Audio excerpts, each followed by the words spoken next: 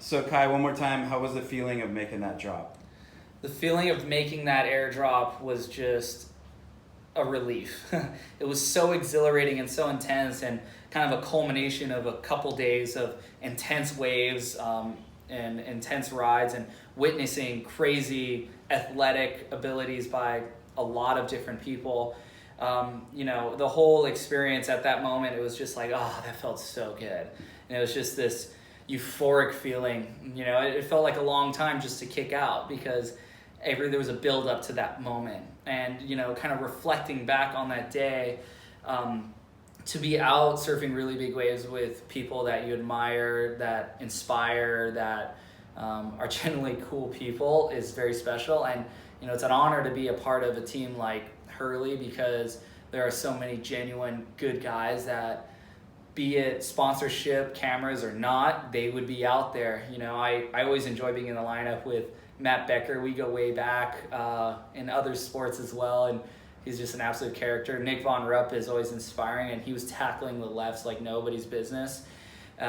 Same goes with, JoJo is always a charger, and he's always putting himself in the position to get a bomb. And then Will Scooten, my boy from New York, is just an inspiring dude, super nice, and he's been doing it before there were pole vests. So it's always an honor to surf with guys that aren't only amazing at what they do, but are generally cool guys that you want to hang with afterwards. Talk about the day, but also talk about other stuff too. It goes a long way when you can have an experience and share it with people versus just by doing it on your own, because you're kind of your only witness. And with them, you see them get good waves, and they see you get good waves, and you hope that you inspire the other person to want to send it a little bit harder as well. Okay, Kai, one more thing. What are you trying? Are you trying like a rodeo flip or something at the end of the on the big old faces? Where you're trying like a big old? Yeah. So the being able to have that opportunity to go tow Mavericks, I've come to the conclusion it's probably one of the best big wave airwaves on the planet.